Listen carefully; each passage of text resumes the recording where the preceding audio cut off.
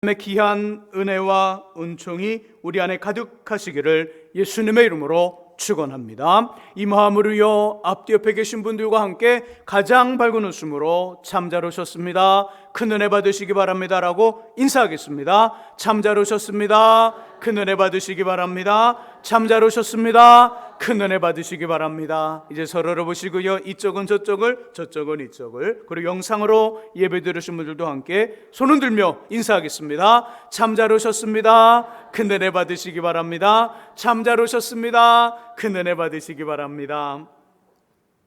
우리는 지금 하나님을 통해 여성이라는 유리천장을 극복하고요, 사사로, 선지자로, 재판관으로 나라를 구하며 백성들을 평안히 다스린 드보라를 통해 특별하고 비범한 인생이 되어 좋은 영향력을 주는 사람이 될 수 있는 주님의 방법 나누고 있습니다. 당연히 저와 여러분들의 하는 일, 삶의 현장에서 최고로 그 일 잘하는 독보적인 존재가 되어야 합니다. 당연하지요. 동시에 하나님이 그의 인생을 들어 그런 어떤 삶 속에서 했던 그 멋진 삶을 살아가는 것과 함께 또 하나님의 높여주시고 특별하게 만드는 그 사람, 어떤 사람인가? 말씀 안에서 정직하고 지혜로운 사람이에요.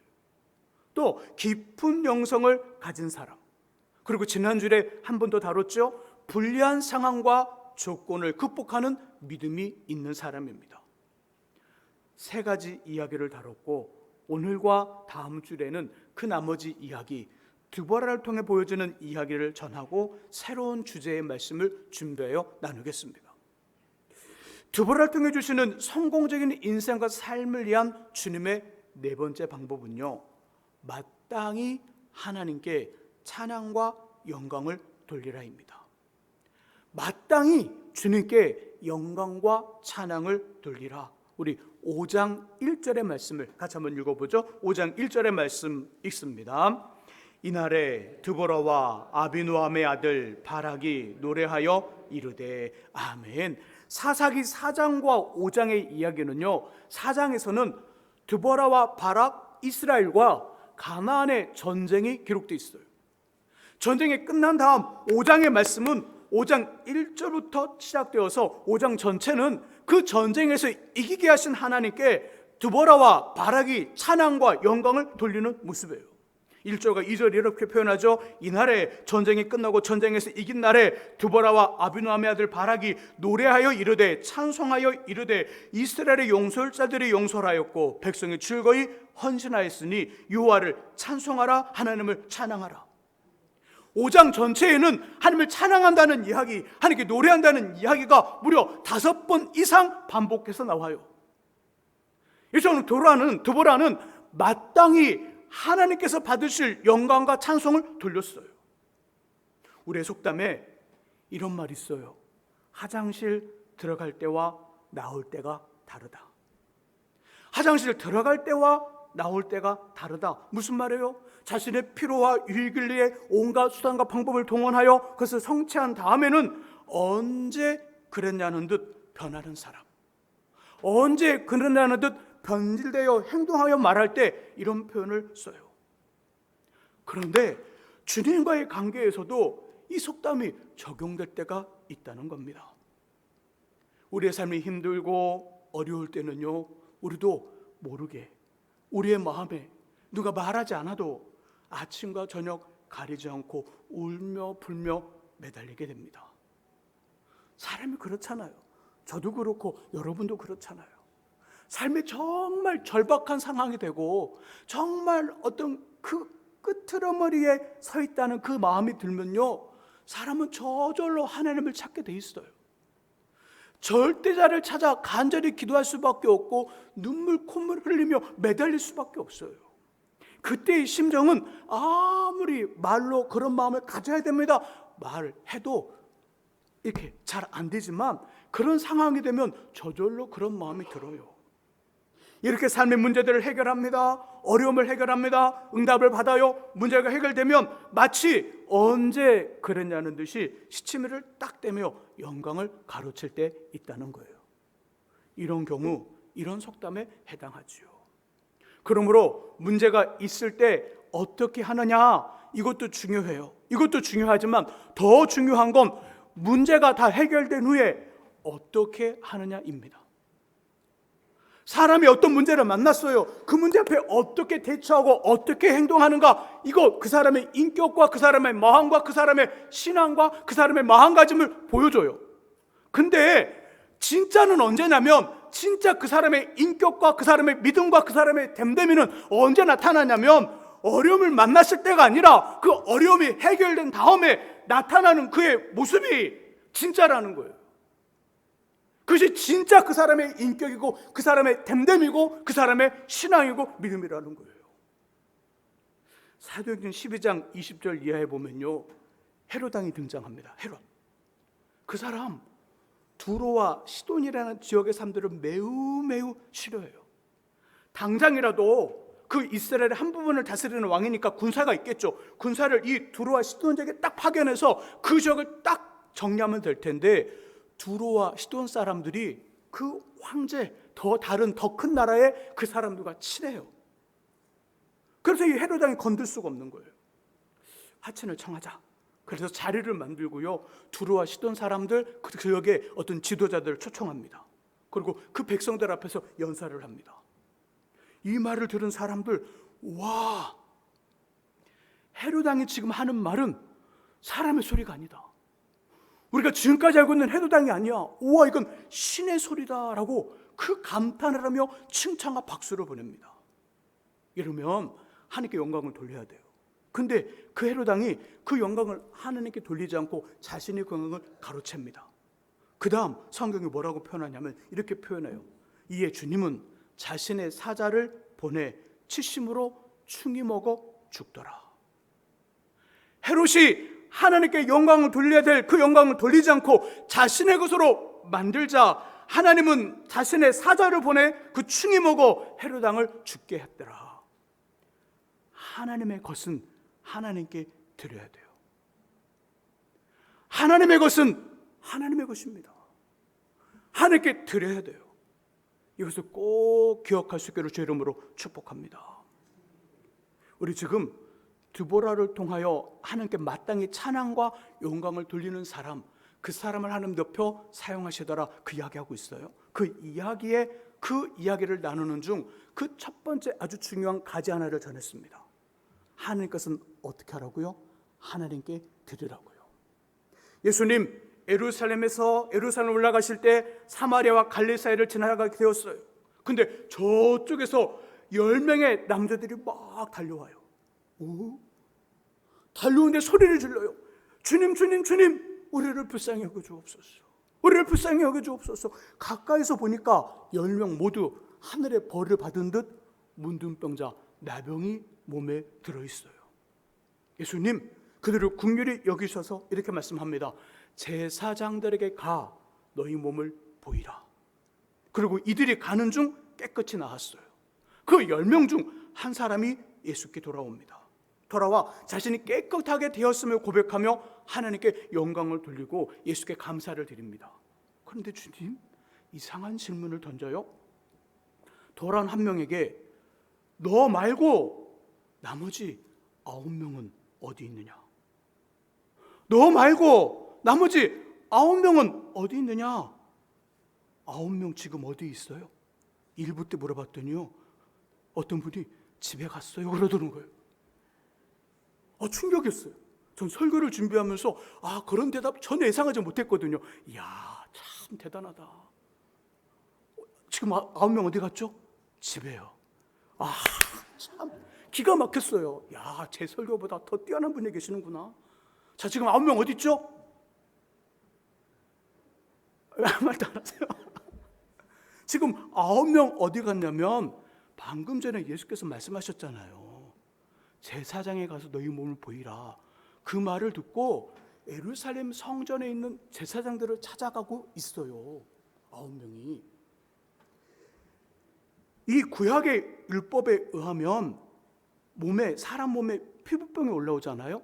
그럼 이것이 문둥병인지 아닌지를 누가 진찰해서 판단을 하는데 그 일을 제사장이 했어요. 다 나섰어요. 괜찮아졌어요.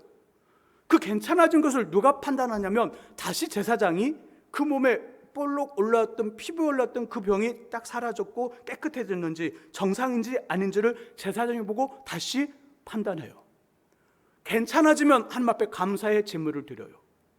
자, 9명은 그 말씀에 따라 지금 예루살렘 성전의 제사장을 지금 찾아가고 있고 찾아갔어요. 자, 여러분이 판단해 보세요. 주님의 은혜로 문둥병이 다 나온 10명 중 9명, 구약과 예수의 말씀에 따라 성전의 제사장에게 자신의 몸을 보이러 가는 이들과 주님을 찾아온 1명 중 누가 바른 건가요? 누가 지금 옳게 하고 있는 건가요? 누구예요? 9명이 아니면 1명이에요? 이렇게 갈리더라고요. 일부 때도. 누가 지금 성경적으로 누가 지금 옳게 하고 있는 거예요? 9명이에요. 구약의 말씀 따라 하나님 준 율법에 따라 성전의 제사장을 찾아가 제 몸이 깨끗하게 되었는지 봐주세요. 이 검사, 이 진찰을 받으러 제사장에 가야 돼요. 예수님께 말씀하셨어요. 근데 예수님 그 돌아온 1명에게 묻잖아요. 야, 9명 어디 갔어? 나머지 9명은 어디 있느냐? 그렇게 질문하면서 돌아온 1명을 칭찬하시고 내 믿음이 너를 구원하였다 말씀해요. 돌아온 한 사람은 문둥병도 낫고 구원도 받았어요. 여기서 보여주는 건 뭐죠? 왜 이렇게 하셨을까요, 예수님? 왜? 자신의 말한 그대로 행한 9명을 칭찬한 것이 아니라 자신이 말한 그대로가 아니라 자신이 말한 것 반대로 한 이 사람에게 돌아와 지금 감사의 이야기를 하고 있는 이 사람에게 자신의 말대로 하지 않았는데도 칭찬하고 있어요. 왜 그러죠? 무슨 말을 하고 있는 거예요? 받은 건 받았다 인정하라는 거예요. 받은 건 받았다 인정하는 것이 먼저라는 거예요. 우리 방금 전 헤롯 왕을 통해서는 무엇을 봤죠? 헤롯 왕을 통해서는 하나님의 것은 하나님께 드려야 한다. 문둥병자 10명 중 돌아온 한 사람을 통해서는 받은 건 받았다 인정해라. 그 말씀을 해주고 있어요. 자, 우리 구약의 욥을 한번 생각해 보세요. 욥, 하나님의 허락하에 사단의 시험을 받아 전 재산과 모든 자녀들 한순간에 다 잃어버립니다. 다 죽었고 없어졌어요. 사단이 이걸 보면서 기대한 게 있어요. 야, 이제 욥이 주님을 원망할 것이다. 하나님을 저주할 것이다. 나는 안 믿을래. 불신의 모습을 가질 것이다. 기대했는데 욥은요 그렇게 하지 않았어요. 욥기 1장 20절과 21절과 22절에서 이렇게 고백합니다. 우리 화면에 욥기 1장 20절에서 22절 화면에 띄워줘 보세요. 자, 욥기 1장 20절 먼저 한번 같이 한번 읽어보죠. 천천히 읽어봅니다. 읽습니다. 욥이 일어나 겉옷을 찢고 머리털을 밀고 땅에 엎드려 예비하며 21절 이르되 내가 모태에서 알몸으로 나왔사온즉 또한 알몸이 그리로 돌아가올지라 주시니도 여호와시요 거두시니도 여호와시니 여호와 이름의 찬송을 받으실지니이다 하고 22절 이 모든 일에 욥이 범죄하지 아니하고 하나님을 향하여 원망하지 아니하니라. 아멘. 21절을 화면에 띄워놓고요. 자, 잘 봐보세요. 잘 봐보세요. 우리 한 번 더 생각해 봅니다. 헤롯 왕을 통해서는 하나님의 것은 하나님께 드려라. 10명의 문둥병자 중 돌아온 한 명을 통해서는 받은 건 받았다 인정해라. 그 말씀을 전했어요. 자, 그 말씀을 마음에 새기면서 욥이 말하고 있는 거 욥기 1장 21절 하면 띄워놨습니다. 자, 재산과 자녀 모두를 가져가면 하나님을 거절하고 저주하고 불신의 사람이 될 것이라 기대했는데 사단이 의도하는 전혀 다르게 욥이 이렇게 말합니다. 내가 모태에서 알몸 빈손으로 나왔으니 알몸 빈손으로 가는 것이 당연하다. 또 알몸 빈손인 나에게 재산도 자녀도 다른 모든 것을 주신 분이 하나님이시니 그가 다시 가져가는 것도 당연하다. 그러므로 하나님 이름에 찬송을 드립니다 라고 말해요. 욥의 고백을, 욥의 이야기를 한마디로 요약하면 우리는 원래 뭐였다는 거예요? 우리는 원래 알몸, 우리는 원래 빈손이었다는 거예요.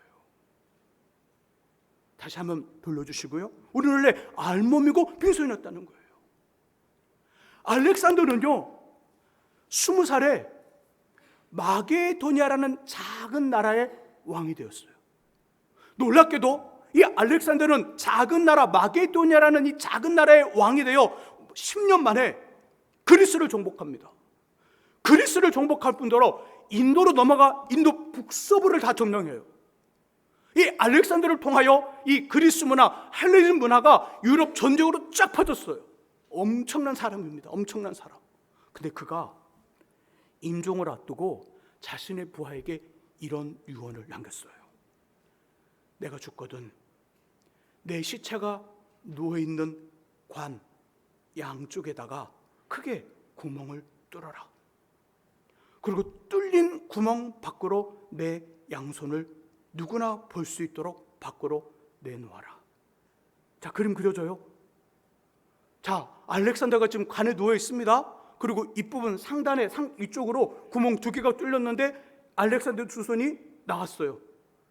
알렉산더 지금 죽어 있는 상태예요. 그럼 어떻게 될까요? 손이 펴지겠죠. 이걸 보면 무엇을 그 국민들이 알라고 하는 말일까요? 유럽을 정복했던 나도 빈손으로 왔다, 빈손으로 간다, 이 말을 하는 거예요. 욥의 고백처럼 우리는 원래 뭐였다고요? 알몸 빈손이었어요. 우리는 원래 알몸이고 빈손이에요. 지난 한 주간 내내 제 마음속에 머물면서 되씹고 되씹으며 고민하게 만든 성경이 있어요. 어제도 그 말씀을 묵상하면서 잠이 들었어요. 한 주간을 이 말씀 때문에 다른 말씀도 좀 받고 좀 묵상도 해야 되겠는데 이 말씀이 제 안에서 딱 새겨져 갖고 사라지지 않아요. 그런 경험들 있으시죠? 그런 경험들 한번 찾아볼게요. 호세아 14장 8절 말씀, 구약 1269쪽에 있어요. 어떤 말씀인지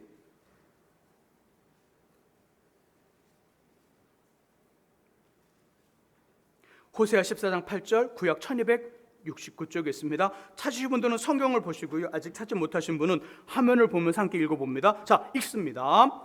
에브람의 말이 내가 다시 우상과 무슨 상관이 있으려 할지라 내가 그를 돌아보아 대답하기를 나름 푸른 잣나무 같으니 내가 나로 말미암아 열매를 얻으리라 하리라. 아멘. 자, 중간 부분에 나는 푸른 잣나무 같으니 여기서부터 열매를 얻으리가 중요해요. 자, 펜 있으면 줄을 긋고요. 빨간색 막 별표 치고 당구장 표시하고 동그라미 치고 자꾸 외우세요.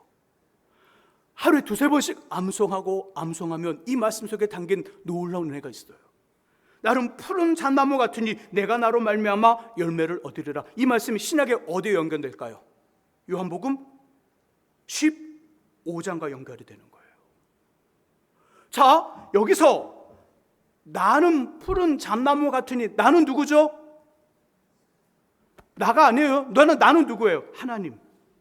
하나님은 푸른 잣나무 같으니 잣 열매를 맺히는 잣나무. 근데 그 앞에다가 푸른이라는 단어를 붙여줬어요. 그러니까 이 잣나무가 건강해요? 건강하지 않아요?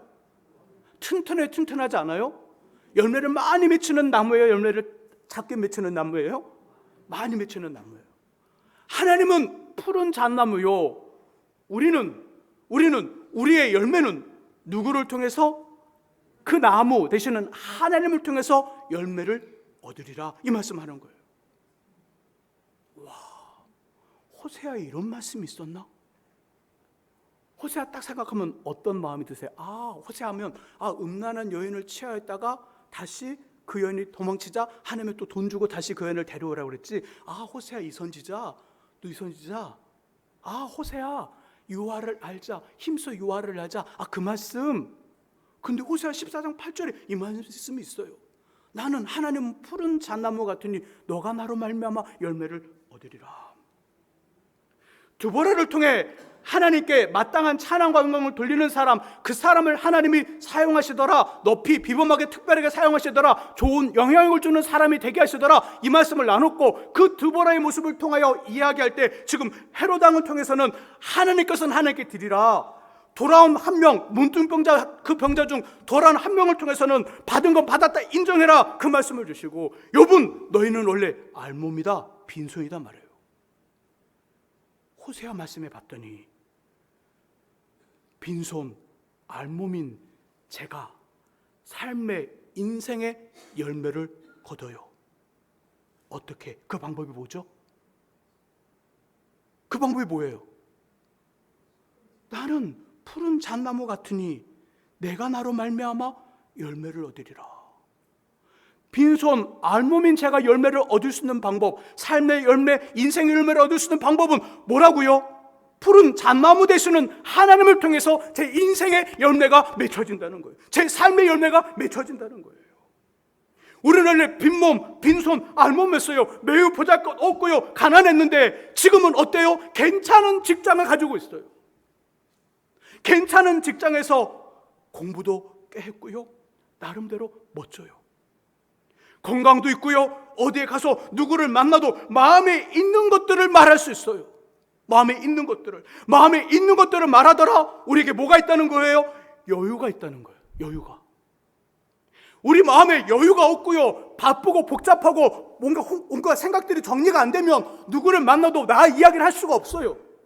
그 사람이 말하는 것도 들리지 않을 뿐더러 나의 이야기도 할 수 없는데 내 이야기를 하더라. 누구를 만나도 어디서 가서도 누구를 만나 마음에 있는 것들을 얘기하더라. 내 삶에 여유가 있다는 거고요. 실력이 있다는 거예요. 실력도 있어야 말할 수 있는 거예요. 실력도 있더라. 공부를 많이 했더라 그런 의미가 아니라 마음의 든든함, 삶의 든든함이 있더라. 뭔가 내게 있어. 그래야 말을 제대로 할 수 있는 거예요.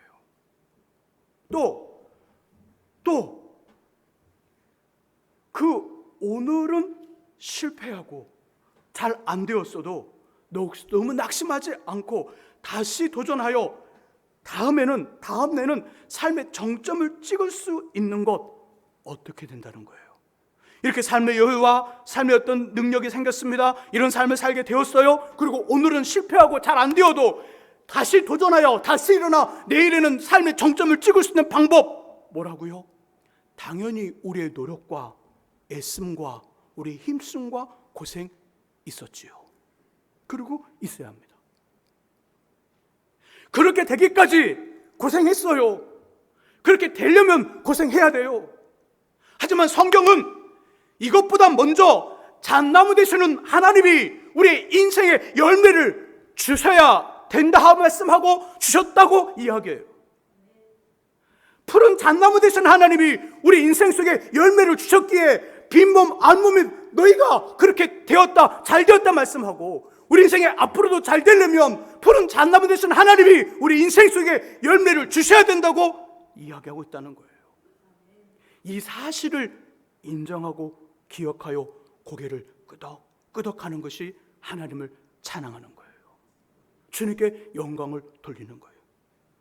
그냥 음을 맞춰서 노래를 하고 그냥 음정에 맞춰서 노래를 하면 찬양이 되는 게 아니라 우리 속에서, 우리 심령 속에서 맞아, 나는 알몸인데, 나는 빈손인데 하나님이 내 인생 속에 열매를 주셔서 내가 지금 멋지게 살아가고 있고 멋진 인생을 꿈꾸며 멋지게 삶이 변화될 거라는 그것을 인정하고 기억하여 고개를 끄덕끄덕하는 것이 진정한 찬양이고, 이 찬양이라는 그런 어떤 인정을 통해서 입으로 고백되어지는 노래가 진정한 찬양, 드보라가 드렸던 찬양이라는 거예요.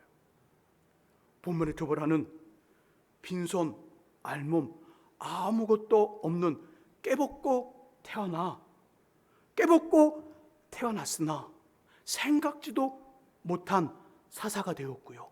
제사장이 되었으며 재판관이라는 괜찮고 멋지며 든든한 옷을 입고요. 존경받으며 살아가요.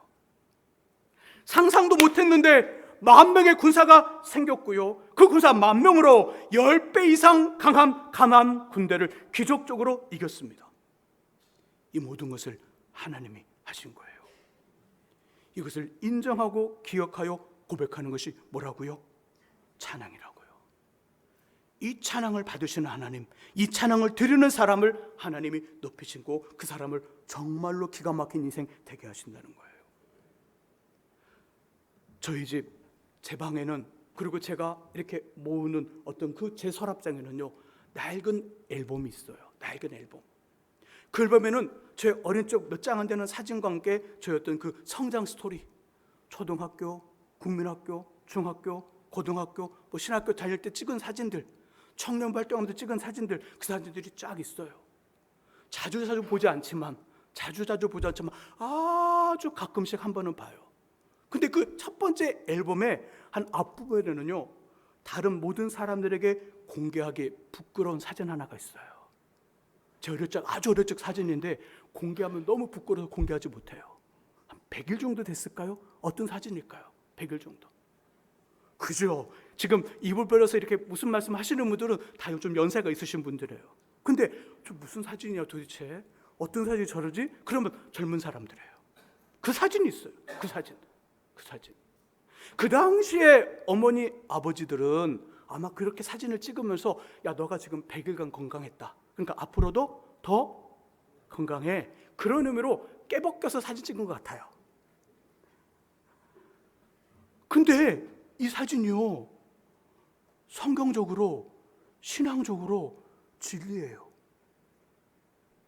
부모님들은 야, 너 지금까지 건강했으니까 앞으로도 더 건강해, 이런 어떤 바람과 소망과 기대를 가지고 기도하는 마음으로 깨벗겨서 사진을 찍었는지 모르지만 이 사진이 성경적으로 신앙적으로는 진리라는 거예요. 100일 사진 찍으면 하나님 저에게 말씀하는 거예요. 야, 너 원래는 어떻게 태어났다고요? 저를 보면서 사진으로 하나님이 딱 박아 놓으신 거예요. 너는 원래 알몸이었다, 너는 원래 빈손이었다. 하지만 지금 저는 주일이 되면 예배를 인도하고 하나님 말씀을 전하며 하나님의 양들인 여러분들을 목양하고 말씀으로 이끌고 섬기고 사랑하며 돌보며 살아가요. 목회를 해요. 민수기 말씀에 보니까 이런 일들은 하나님이 내게 주신 선물이다 말씀해요. 와, 제가 목회하는 게 하나님의 선물이래요. 그렇다고 다 목회자가 되라는 말 안 해요. 고민에 빠지시면 안 돼요. 여러분들이 하셔요. 빈손 알몸으로 태어나 100일 사진을 깨벗고 사진을 찍으면서 너는 알몸이야, 아들아 너는 알몸이다, 이렇게 보여주셨는데 그 보여준 저에게 이제는 나이가 들어서 다 보여주는 건 선물로 저에게 목회 일을 하게 하셨대요. 우리 교회를 만나고 여러분들을 만나고 젊음을 그리고 또 이 열정을 다 쏟으며 목회하게 하는 것 내 선물이다. 알몸엔 제가 하나님의 선물을 받았어요. 집에 가면요, 흰색의 새치가 가득하지만 제겐 여전히 소녀 같은 아내가 있어요. 좀 웃어주세요. 이럴 땐. 그래 제가 다른 말을 하죠. 그걸 이제 인정해버리면 어떡해요. 네. 새치가 가득하지만 제겐 여전히 소녀 같은 아내가 있어요. 또요, 저보다 더 크고 더 똑똑해진 토끼 같은 새 아이들이 있어요. 이것도 좀 웃어주세요. 한참은 오랫동안은 아니지만 한참 동안 걷고 뛰어도 괜찮은 건강이 있고요. 머리카락은 많지 않지만 일 더하기 일은 뭐예요? 일하는 걸 정확히 맞출 수 있는 총명이 지금도 있어요. 목사님 그거 총명이라면 어떡해요? 네. 그런 총명이 있어요. 이런 것 어떻게 되었다고요? 이것이 어떻게 저에게 주어졌다고요? 누구를 통해서? 호세아 14장 8절. 그냥 하나님 말고 조금 우리 성경적인 표현으로 가보자고요. 그렇죠. 푸른 잣나무 되시는 하나님 때문에 제가 이런 열매를 받았어요. 여러분들은 어떠세요? 여러분들도 저와 동일합니다. 이것을 인정하고 기억하는 것, 그리고 그것을 인정하고 기억하여 고백하는 것, 이것이 찬양입니다. 겉으로 표현되지 않으면 마음의 찬양, 심령과 내면의 찬양이 되는 거고요. 드보라와 바락처럼, 그리고 홍해를 건넌 후 미리암을 중심으로 많은 여인들이 손에 여러 악기들을 두고 입으로 고백하며 노래하는 건 보여지는 찬양, 외적인 찬양이 되는 겁니다. 하나님은 이런 사람들과 그들의 고백과 영광을 받으시고요, 본문의 드보라를 여성이라는 유리천장 위로 올리신 것처럼 우리의 분야에서 최고로 기가 막힌 인생과 삶이 되게 하시는 줄 믿습니다. 기도하겠습니다. 하나님 아버지, 하나님 우리의 찬양과 영광을 받으시고 마땅히 찬양과 영광을 돌리는 그 사람을 높여 세워 사용하시는 주님. 우리는 원래 빈몸이 없고 알몸이 없고 빈손이었으나 푸른 잣나무 되시는 하나님을 인하여 지금의 멋진 삶을 살아갑니다. 그리고 앞으로 오늘의 실패에도 아버지는 너무 낙심하지 않고 다시 도전하여 삶의 정점을 찍을 내일도 그 삶의 그 열매를 주시는 푸른 잣나무 되시는 하나님으로 이룹니다. 이것을 인정하고 기억하여 매 순간마다 하나님 앞에 영광을 돌리는 우리 되게 하여 주옵소서. 예수 그리스도의 이름으로 기도합니다. 아멘.